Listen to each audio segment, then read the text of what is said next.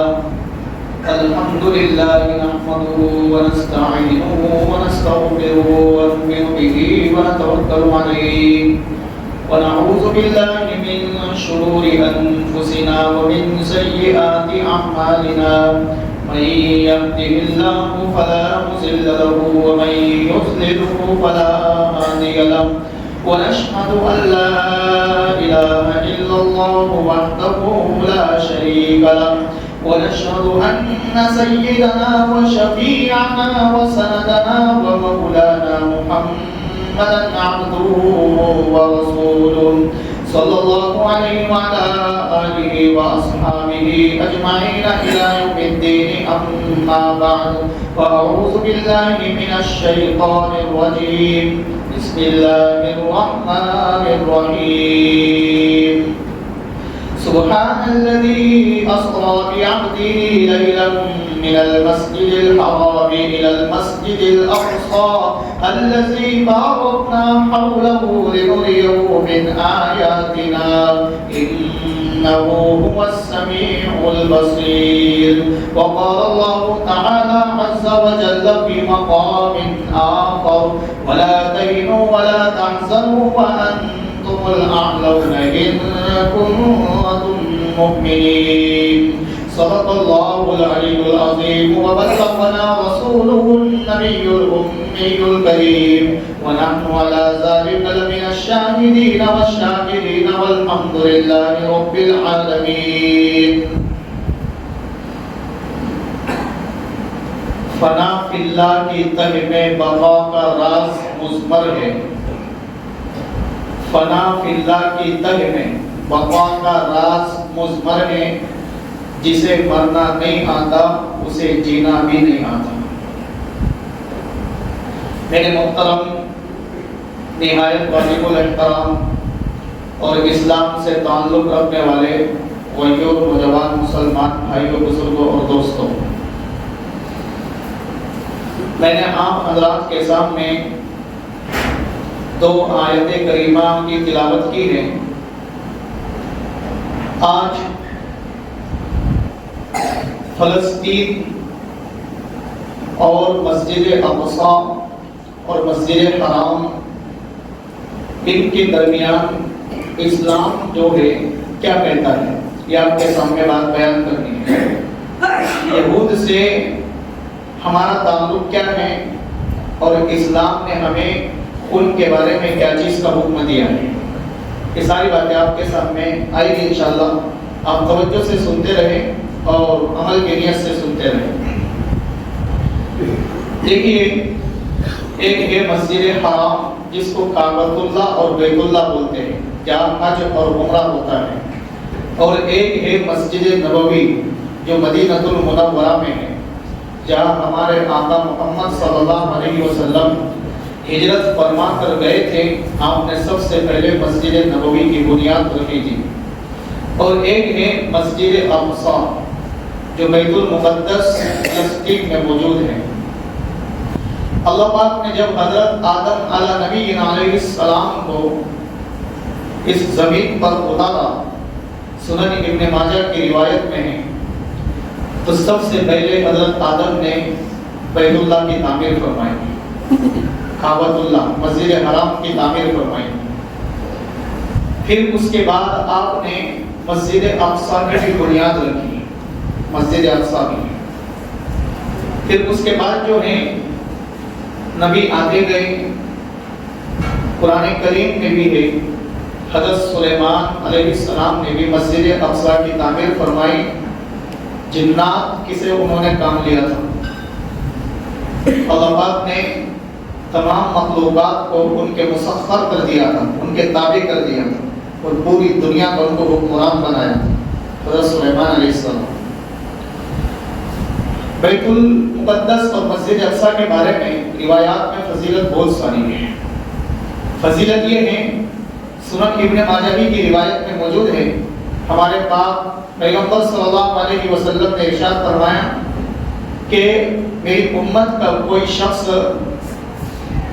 اپنے گھر پر نماز پڑھے تو وہ ایک نماز کے برابر ہے، اور اگر وہ مسجد میں آ کر نماز پڑھے تو تو وہ 25 نمازوں کے برابر ہے ثواب کے اعتبار سے، اور اگر وہ مسجد حرام بیت اللہ میں نماز پڑھے تو اس کو 1,00,000 نماز کے برابر ثواب ملتا ہے، اور اگر وہ میری مسجد یعنی مسجد نبوی میں مدینہ منورہ میں نماز پڑھے تو اس کو 50,000 نماز پڑھنے کا ثواب ملتا ہے۔ پھر آگے فرمایا کہ جو مسجد اقصی میں نماز پڑھے اسے بھی 50,000 نماز پڑھنے کا ثواب ملتا ہے۔ یہ ثواب ہے مسجد حرام کا، مسجد نبوی کا اور مسجد اقصی کا۔ مسجد اقصی جو فلسطین کا علاقہ ہے، یہ اکثر انبیاء علیہ السلام کا مولد بھی ہے اور مدفن بھی ہے۔ اکثر انبیاء علیہ السلام یہاں پیدا بھی ہوئے ہیں اور ان کی تدفین وہاں وہی ہوئی ہے، اس لیے اس کو کہا جاتا ہے انبیاء کی سرزمین، اکثر انبیاء۔ دیکھیے اس وقت جو موجود ہے اور اس سے پہلے بھی جو موجود تھے حضرت ابراہیم علیہ السلام کی نسل سے تھے، اور اس وقت بھی جو وہاں افراد موجود ہیں، جو وہاں لوگ رہتے ہیں، حضرت ابراہیم علیہ السلام کی وہ نسل سے ہیں، اور ہمارے پیغمبر بھی حضرت ابراہیم کی نسل سے ہیں۔ تو بیت المقدس اور مسجد اقصی جو ہے اصل مسلمانوں کا ہے۔ بعد میں یہودیوں نے اس پر سازشوں سے پروپیگنڈے بنا کر قبضہ کیا تھا۔ تھوڑی سی تاریخ آپ کے سامنے بتلاؤں، پھر میں اپنے اصل موضوع پر آؤں گا۔ ایک مرتبہ حضرت عمر رضی اللہ عنہ نے وہاں کا سفر کیا۔ سفر اس اعتبار سے کیا کہ آپ اس وقت غالباً مسلمان نہیں ہوئے تھے، مسلمان نہیں ہوئے تھے۔ آپ اپنے قافلے کے ساتھ سفر کر رہے تھے، اور جب ملک شام پہنچے، مسجد اقصی آئی تو آپ قافلے سے بچھڑ گئے۔ حضرت عمر قافلے سے بچھڑ گئے، یعنی قافلہ ان سے گم ہو گیا۔ اس کے بعد جو ہے مسجد اقصی میں گئے اور دیوار کو ٹیک لگا کر بیٹھ گئے حضرت عمر۔ اس کے بعد ایک نوجوان ان کے پاس آیا۔ یہ جو بات ہے تاریخ مکہ المکرمہ ایک کتاب ہے، اس میں لکھی ہوئی ہے۔ ایک نوجوان آیا، بنی عدی کا تھا، اور اس نے آ کر حضرت عمر رضی اللہ عنہ کا اکرام کیا، احترام کیا، اور فرمایا کہ انت ابن خطاب، کیا آپ خطاب کے بیٹے ہو؟ فرمایا نام، انا ابن خطاب، میں خطاب کا بیٹا ہوں۔ پھر اس کے بعد اس نوجوان نے حضرت عمر سے درخواست کی کہ اے ابن خطاب، آپ میرے گھر کی دعوت قبول کیجیے، میرے گھر کی دعوت آپ قبول کیجیے۔ حضرت عمر نے فرمایا بھائی آپ دعوت کی بات کر رہے ہو، میرا قافلہ مجھ سے بچھڑ چکا ہے، لہٰذا مجھے میرے قافلے کے پاس جانے دیجیے، دعوت کو چھوڑیے، میرا قافلہ مجھ سے بچھڑ گیا ہے۔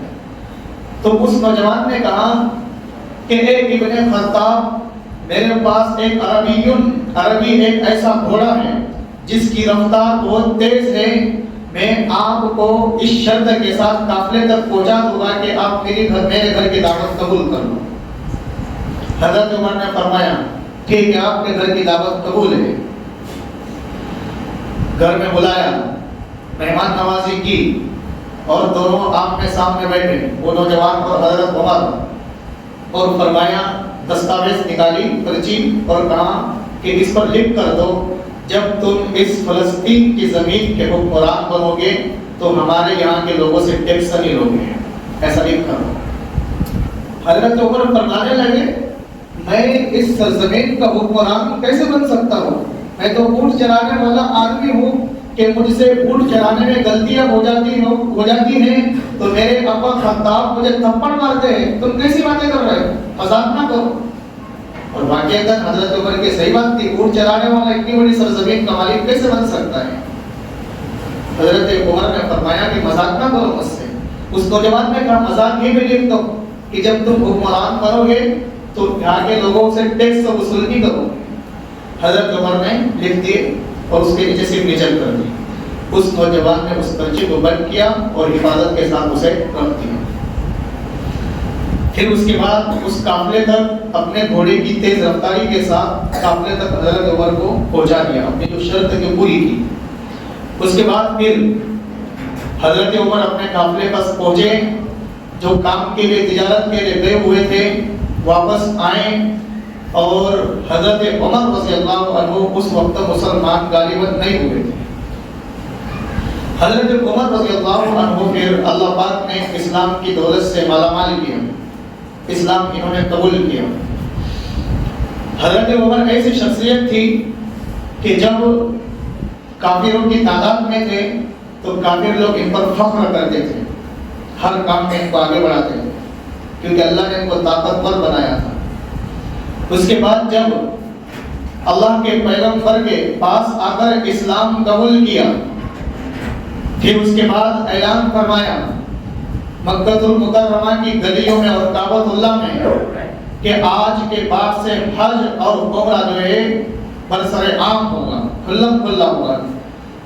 کس کو اپنے بچوں کو یتیم کرانا ہو، بیویوں کو بیوہ کرانا ہو، تو ہم لوگوں کو عمرہ اور حج سے روک کر کے دکھائیں، یہ آپ نے اعلان کر دیا۔ پھر ہمارے پیغمبر علیہ السلام نے مدینہ المنورہ کی ہجرت فرمائی۔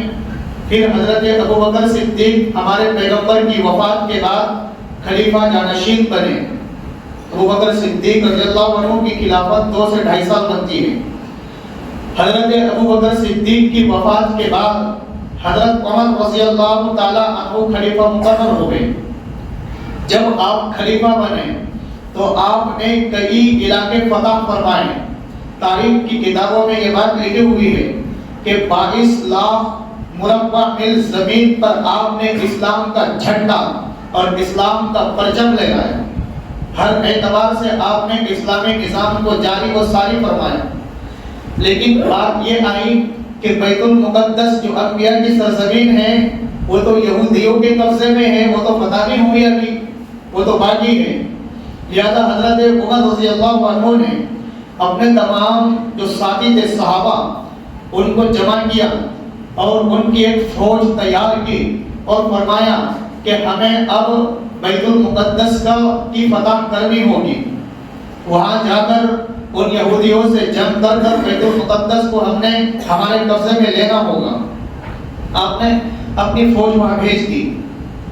فوج بھیجنے کے بعد جب وہ فوجی پہنچے صحابہ کرام کی جماعت، تو وہاں کے یہود کے جو کمانڈرز اور بڑے بڑے رئیس اور امراء تھے، انہوں نے ان صحابہ سے مل کر فرمایا کہ ہم تم لوگوں کے ہاتھ میں اس مسجد اقصیٰ کی چابیاں دینے کے لیے تیار ہیں اور تمہیں حکمران بنانے کے لیے تیار ہیں، لیکن ہماری ایک شرط ہے کہ آپ کے جو حکمران ہیں ابن خطاب کے بیٹے حضرت عمر، ان کو یہاں بلایا جائے تاکہ ہم ان کے سامنے آمنے سامنے ہو کر بات کریں، فیس ٹو فیس۔ صحابہ نے منظور کر لیا، ٹھیک ہے۔ وہاں سے پھر مدینہ المنورہ صحابہ نے خط لکھ کر کے بھیجا اور فرمایا اے امیر المؤمنین، یہاں کے امراء اور یہاں کے جو سردار ہیں وہ آپ کو یاد فرما رہے ہیں اور اس شرط پر ہمارے پاس مسجد اقصیٰ کی چابیاں دینے کے لیے تیار ہیں کہ آپ آئیں اور ان سے بات چیت فرمائیں۔ حضرت عمر نے کہا ٹھیک ہے، بہت اچھی بات ہے، بغیر جنگ کی چابیاں دینے کے لیے تیار ہے تو اچھی بات ہے۔ حضرت عمر فوراً سوار ہوئے اور اپنے غلام کو لیا۔ ان کے غلام کا نام تھا اسلم۔ حضرت اسلم جو ہے حضرت زید کے بیٹے تھے، زید بن اسلم۔ دونوں آقا اور غلام سوار ہوئے۔ حضرت عمر نے فرمایا بھائی اسلم، ہماری سواری کا طریقہ یہ ہوگا کہ کچھ کلومیٹر آپ سواری پر بیٹھو گے اور میں نیچے چلوں گا، اور کچھ کلومیٹر میں بیٹھوں گا آپ نیچے چلو گے۔ یہ ایسا طے ہوا۔ حضرت عمر کا حصہ وقت کے امیر المؤمنین ہیں، حکمران ہیں۔ پھر اس کے بعد جو ہے ایسے ہی ہوا، لیکن جب مسجد اقصیٰ اور بیت المقدس پہنچنے کا وقت آیا تو بیٹھنے کی باری ان کے غلام کی تھی۔ اسلم ان کے غلام کی باری تھی بیٹھنے کی۔ غلام نے کہا کہ اے امیر المؤمنین، مجھے ندامت محسوس ہو رہی ہے کہ میں سواری پر بیٹھوں اور آپ نیچے چلے، آپ اوپر آ جائیے، میں نیچے چلتا ہوں۔ حضرت عمر نے فرمایا کہ عمر کے یہاں نا انصافی نہیں ہوتی، عمر انصاف کو قائم کرنے والا ہے۔ قیامت کے دن اپنے رب کو کیا جواب دے گا کہ باری غلام کی تھی اور بیٹا تو تھا۔ حضرت عمر نے فرمایا کہ باری آپ کی ہے، بیٹے کی بھی، آپ اور میرے نیچے چلنے کی باری ہے، چلو گا میں نیچے۔ بہت اصرار کیا غلام نے، لیکن حضرت عمر نے کہا یہ ناانصافی ہو جائے گی مجھ سے۔ پھر اس کے بعد جو ہے حضرت عمر رضی اللہ تعالی عنہ نیچے چلتے رہے اور غلام اوپر بیٹھا تھا۔ جب ان یہودیوں نے دیکھا کہ حضرت عمر جیسا شخص نیچے چل رہا ہے، فرمایا کہ ایک نشانی ہم کو نظر آ گئی۔ وہ تورات اور انجیل کے عالم تھے، تورات اور انجیل میں انہوں نے پڑھ رکھا تھا کہ ایک زمانہ آئے گا جو دوسرا خلیفہ بھی ہوگا اور ان کا نام عمر بن خطاب ہوگا، بیت المقدس کے وہ حکمران بنے گا، ایسا انہوں نے پڑھ رکھا تھا۔ ان کی نشانی یہ ہوگی کہ وہ جب اس بیت المقدس میں داخل ہو گئے، ان کا غلام بیٹھا ہوگا اور وہ نیچے چل رہے ہوئے۔ ایسی ان کی نشانیاں تورات انجیل میں پڑی ہوئی تھی۔ اس کے بعد جو ہے حضرت عمر پہنچے بیت المقدس۔ آپ کی ملاقات جب حکمران سے ہوئی، وہاں کے یہودیوں سے ہوئی، عمرا سے ہوئی، تو پھر وہ حکمران جو تھے وہاں کے عمرا اور سردار، وہ پہنچے حضرت عمر سے ملاقات کے لیے اور اپنے گھر پر ان کو لے کر گئے۔ پھر اس کے بعد حضرت عمر رضی اللہ تعالیٰ عنہ مسجد اقصی میں جس جگہ پر پہلے آئے تھے، بہت سالوں پہلے اسلام بھی قبول نہیں کیا تھا، تو جس جگہ پر پہلے ٹیک لگا کر بیٹھے تھے وہی جگہ پر بیٹھے اور سوچنے لگے کہ شاید میں بہت سال پہلے اس ملک میں آیا ہوں، پہلے آئے تھے، سوچنے لگے ایسا، اور فرمانے لگے شاید اسی دیوار پر میں ٹیک لگا کر بیٹھا تھا۔ اس کے بعد جو ہے ایک بوڑھا شخص آیا تو نوجوان کا سہارا لیتے ہوئے اور فرمانے لگا انت ابن خطاب، کیا آپ خطاب کے بیٹے ہو؟ حضرت عمر نے فرمایا کہ یہ آواز مجھے جانی پہچانی لگ رہی ہے، میں نے کہیں یہ آواز سنا تھا، یہ آواز میرے کان میں سنائی دی تھی۔ فرمایا جی ہاں میں خطاب کا بیٹا ہوں۔ پھر فرمانے لگے کہ آپ یہاں آئے تھے؟ حضرت عمر نے فرمایا جی ہاں میں آیا تھا۔ پھر حضرت عمر سے اس بوڑھے نے کہا کہ آپ میرے ساتھ چلیے، ہم دونوں روم میں بیٹھ کر بات چیت کرتے ہیں۔ وہ بوڑھا وہی ہے جس نے حضرت عمر کی جوانی کی عمر میں دعوت کی تھی، اب بوڑھا ہو گیا ہے، وہ بوڑھا وہی ہے۔ اور فرمانے لگا چلیے آپ میرے گھر پر آئیے۔ حضرت عمر گھر میں پہنچے اور فرمایا کہ شاید آج سے چند سال پہلے یا بہت زمانہ پہلے اس گھر میں آیا تھا، مجھے میرا یہ گھر جانا پہچانا لگ رہا ہے۔ فرمایا اس بوڑھے نے جی ہاں آپ جب اس ملک میں داخل ہوئے تھے میں نے آپ کی مہمان نوازی کی تھی، یہ گھر وہی ہے۔ پھر اس کے بعد حضرت عمر کے سامنے وہی پرچی جو اس بوڑھے نے پہلے جوان تھا اب بوڑھا ہو گیا سنبھال کے رکھی تھی، وہ پرچی حضرت عمر کے سامنے پیش کی اور فرمایا اس کو پڑھیے، اس کو پڑھیے۔ حضرت عمر نے پڑھی، یہ تو میری رائٹنگ دکھ رہی ہے، یہ تو میں نے لکھا ہوا ہے۔ اس میں لکھا ہوا تھا کہ جب آپ حکمران بنو گے تو یہاں کے لوگوں سے ٹیکس نہیں لو گے، اس میں ایسا لکھا ہوا تھا۔ حضرت عمر نے فرمایا کہ یہ رائٹنگ تو میری ہے، کیا آپ نے مجھ سے لکھوائے تھے؟ جی ہاں جب آپ آئے تھے تو میں نے اس وقت آپ کے ہاتھوں سے یہ رائٹنگ لکھوائی تھی، اور آپ ناانصاف آدمی نہیں ہو۔ حضرت عمر نے فرمایا ٹھیک ہے کہ یہ رائٹنگ میری ہے، یہاں کے لوگوں سے ہم ٹیکس وصول نہیں کرو گے، یہاں کے لوگوں سے ہم ٹیکس نہیں دیں گے۔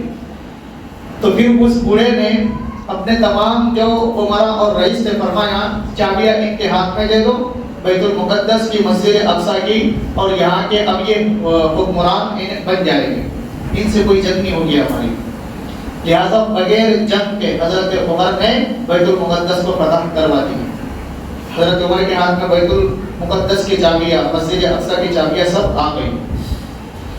اس کے بعد جو ہے حضرت عمر رضی اللہ تعالیٰ عنہ نے وہاں کے لوگوں سے ٹیکس وصول نہیں کیا، اپنی بات پر قائم رہے. اسے کہتے ہیں انصاف.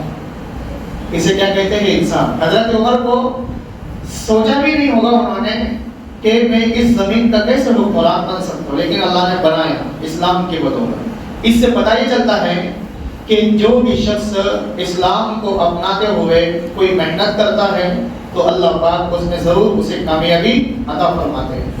میرے دوستو اب دیکھیے حضرت عمر رضی اللہ عنہ نے اسے فتح کروا دیا. اس کے بعد دور ایسا آیا کئی سال تک یا کئی عرصے تک مسلمان حکمران بنتے رہے، لیکن جب مسلمان حکمران نے تھوڑی سی غفلت برتی تو یہودیوں کا قبضہ اس میں ہونے لگا. یہودی اس پر قبضہ کرتے گئے. آہستہ آہستہ جب وہ فلسطین دو ملکوں میں بٹ گیا، پہلے اسرائیل اور فلسطین ایک ملک تھا، بعد میں یہ دو ملکوں میں بڑھ گیا. اسرائیل نے چاہا کہ اب یہ جو بیت المقدس اور مسجد اقصی ہے لہٰذا یہ ہم اس کے قابض ہیں، ہماری یہ سرزمین ہے. تو ادھر سے فلسطین کے حکمران کہنے لگے کہ یہ ہماری سرزمین ہے، اور واقعتاً فلسطین ہی کی وہ سرزمین ہے. کیوں؟ وہاں پہلے سے حضرت ابراہیم علیہ السلام کی نسل چلی آ رہی ہے، تو لہٰذا انہی کی وہ نسل ہے تو انہی کی وہ زمین ہے. اسرائیل اور یہودی بہت بات کی چیز ہے. میرے دوستو یہودیوں کے بارے میں قرآن کریم کیا کہتا ہے ذرا اس بات کو سمجھے. سورہ مائدہ آیت نمبر 51 میں اللہ رب العزت نے ارشاد فرمایا یا ایھا الذین آمنوا لا تتخذوا اليہود والنصارى کہ ایک ایمان والو تم یہود اور نصارہ کے ساتھ دوستی نہ رکھو. بعضهم اولیاء بعض، وہ ایک دوسرے کے دوست ہے، تمہارے دوست نہیں ہے. وَمَن يَتَوَلَّهُم مِّنكُمْ، لہذا اگر تم نے ان سے دوستی کی فَأُولَٰئِكَ هُمُ الظَّالِمُونَ، تو یہی لوگ حقیقت میں اپنے آپ پر ظلم کرنے والے ہیں.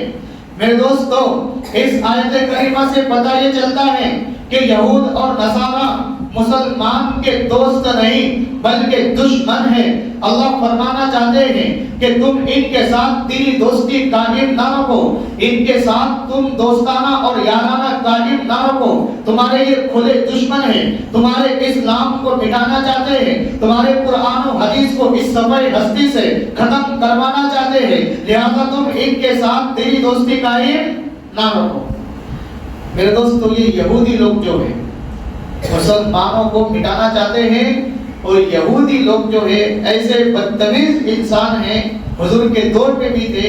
آپ کو معلوم ہے لبید بن عاصم نامی ایک آدمی تھا، اس نے ہمارے پیغمبر علیہ السلام پر جادو کر دیا تھا. یہودی تھا. قل اعوذ برب الفلق قل اعوذ برب الناس کا آپ بیک گراؤنڈ پڑھیے، اس کا شان نزول پڑھیے کہ کیا اس کا بیک گراؤنڈ ہے، شان نزول اس پر بات لکھی ہوئی ہے.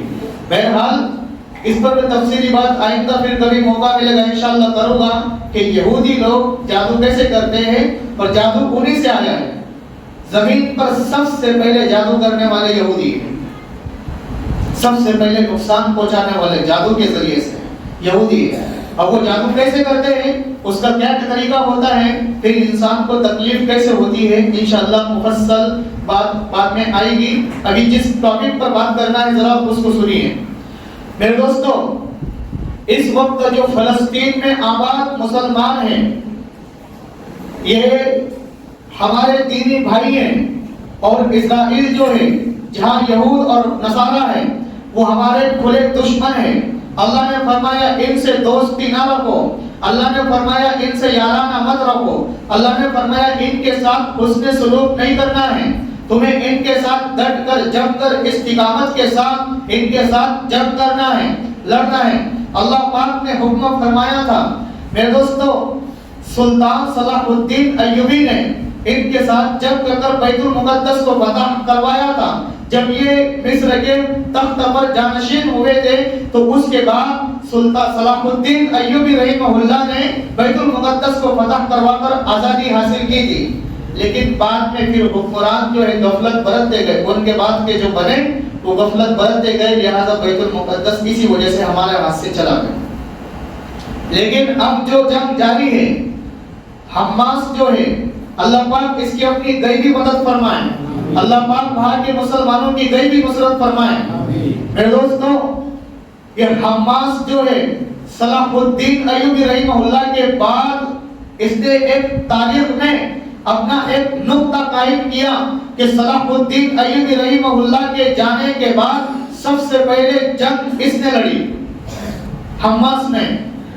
اور ایسا پاورفل ملک اسرائیل، جس کو دنیا کا طاقت کے اعتبار سے، ہتھیار کے اعتبار سے، تمام طاقتوں اور قوتوں کے اعتبار سے بڑا سپر پاور ملک کہا جاتا ہے، لیکن اللہ نے اس حماس کے قلب اور دل میں ایسا جذبہ عطا کیا اور ایسی ہمت اور جرأت اللہ پاک نے ان کے قلب میں داخل کی کہ انہوں نے ایسے سپر پاور ملک کی آنکھ میں آنکھ ڈال کر کے بات چیت کی ہے، اور انہیں اپنی ساری غرور اور اپنا سارا گھمنڈ، ان کا تکبر خاک میں ملا کر رکھ دیا ہے۔ میرے دوستو، اللہ رب العزت قرآن کریم میں بیان فرماتے ہیں، پارہ نمبر 4، آنکھ اٹھائیے، وَلَا تَهِنُوا وَلَا تَحْزَنُوا وَأَنْتُمُ الْأَعْلَوْنَ إِن كُنتُم مُؤْمِنِينَ۔ اے مسلمانوں کی جماعت، تم پست ہمت نہ ہو، تم اپنی ہمت کو ہارو نہیں، تم اپنی جرأت کو ہارو نہیں، تم طاقت کے اعتبار سے، قوت کے اعتبار سے، غلبے کے اعتبار سے، حکمرانی کے اعتبار سے، حاکمیت کے اعتبار سے، ہر اعتبار سے تم برسر اقتدار رہو گے، لیکن شرط میری یہ ہے، وَأَنْتُمُ الْأَعْلَوْنَ إِن كُنتُم مُؤْمِنِينَ۔ شرط میری یہ ہے کہ اگر تم جب یہود نصارہ سے جنگ کے لیے کھڑے ہو جاؤ گے، جب تم اسلام کے خلاف جنگ کے لیے تیار ہو جاؤ گے، اپنے دشمنوں سے جو اسلام کو مٹانا چاہتا ہے، جو اسلام کو ختم کرنا چاہتا ہے، قرآن اور حدیث کو زمین سے مٹانا چاہتا ہے، ان کی تعلیمات کو اس صفحہ ہستی سے ختم کرنا چاہتا ہے، تم اگر اس سے جنگ کرو گے تو تمہیں فتح اس وقت ملے گی ان کنتم مؤمنین، جب تم 100% میرے قرآن کے احکامات کو، میرے نبی کی تعلیم کو اپنی زندگی میں لاؤ گے۔ یہ اللہ کی شرط، وَأَنْتُمُ الْأَعْلَوْنَ إِن كُنتُم مُؤْمِنِينَ۔ حکمرانی تمہاری ہوگی، حکومت تمہاری ہوگی، اقتدار تمہارا رہے گا، حاکمیت تمہاری رہے گی، لیکن شرط یہ ہے کہ تم 100% مومن کامل بن جاؤ۔ یہ شرط ہے۔ میرے دوستو، جنگ بدر کا واقعہ ہم سب کے لیے ایک درس اور سبق ہے۔ اسی پارہ نمبر 4 میں بات ہے، وَلَقَدْ نَصَرَكُمُ اللَّهُ بِبَدْرٍ وَأَنْتُمْ أَذِلَّةٌ فَاتَّقُوا اللَّهَ لَعَلَّكُمْ تَشْكُرُونَ، کہ 313 کا لشکر ہے، ادھر کفار کی تعداد 1000 یا 1000 سے بھی زیادہ ہے، اور ادھر مسلمان تعداد میں بھی کم ہے، مسلمانوں کے پاس ہتھیار بھی کم ہے، اور ادھر مشرکین کے پاس ہتھیار بھی زیادہ ہے، تعداد بھی زیادہ ہے، قوت طاقت بھی زیادہ ہے۔ ادھر صحابہ اکرام رضی اللہ عنہم اجمعین تعداد میں بھی کم ہے، ہتھیار میں بھی کم ہے، قوت میں بھی کم ہے، طاقت میں بھی کم ہے، اور پلس روزے سے ہے۔ 17 رمضان المبارک کو یہ جنگ لڑی گئی۔ سن 2 ہجری میں بدر مدینہ المنورہ سے 80 میل کے فاصلے پر ایک مقام کا نام ہے، وہاں یہ جنگ لڑی گئی۔ میرے دوستوں، صحابہ اکرام حضور کے پاس آ کر کہہ رہے ہیں، حضرت ابو بکر صدیق نے بھی فرمایا، اے اللہ کے پیغمبر، ہم تو تعداد میں بھی کم ہے، ہتھیار میں بھی کم ہے، لہذا ہمارا جو مخالف ہے تعداد میں بھی ہم سے بڑا ہوا ہے، ہتھیار میں بھی ہم سے بڑا ہوا ہے، لہذا ہمیں فتح کیسے ہو سکتی ہے؟ آپ نے ابو بکر کو فرمایا، اے ابو بکر، تعال الیہ المصلی، میرے پاس جائے نماز لا دیجئے۔ جائے نماز آپ کے قریب کی گئی، آپ نے 2 رکعت نماز نفل ادا کی اور دعا کے لیے ہاتھ اٹھائے اور فرمایا، اللہم ان تہلک ہذہ العصابہ لن تعبد ہذہ الارض ابدا۔ اے میرے اللہ کریم، اس وقت جو اس دھرتی پر، اس زمین پر 313 کی تعداد میں میری جماعت صحابہ کا لشکر موجود ہے، یہ اس وقت آپ کی عبادت کرنے والوں کی تعداد 313 ہی ہے، آپ کے اسلام پر عمل کرنے والوں کی تعداد اسی 313 میں موجود ہے، آپ کے قرآن کو پڑھنے والی تعداد یہی میرے صحابہ کی جماعت ہے، میری تعلیم کو آگے بڑھانے والی تعداد یہی 313 ہے۔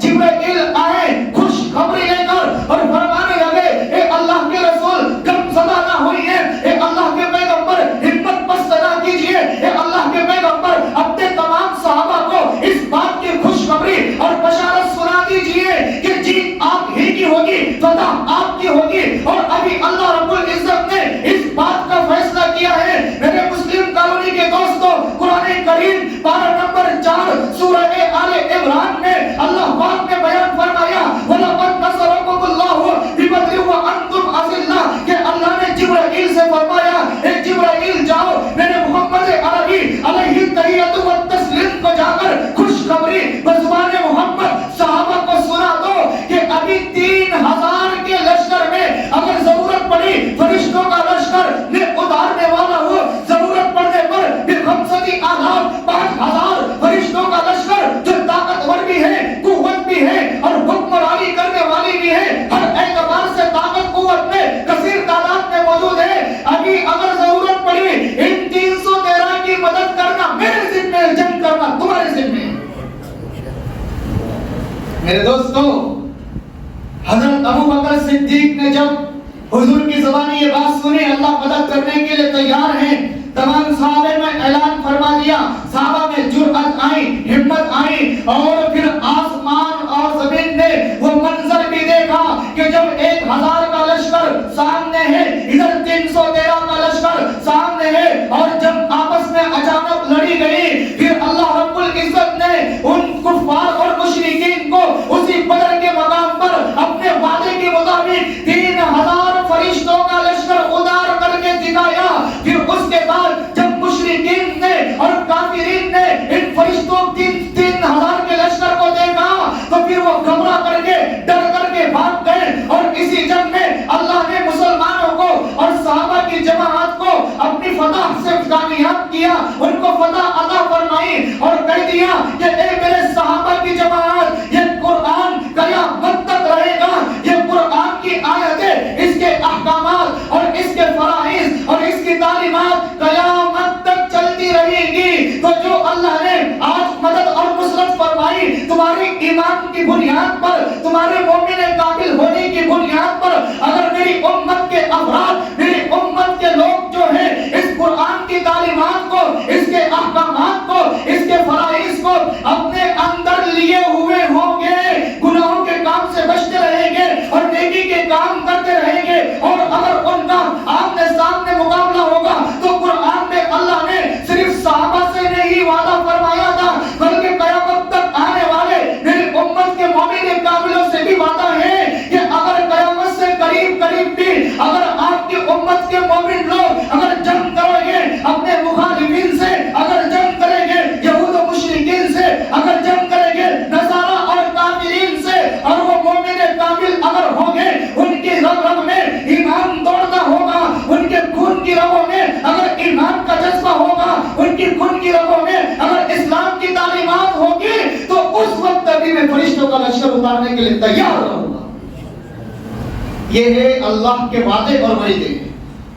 मेरे दोस्तों, मैंने कल एक वीडियो देखी फलस्तीन की, 3 या 4 फरिश्ते अल्लाह ने मदद के लिए उतारे वहां फलस्तीन की सरजमीन पर।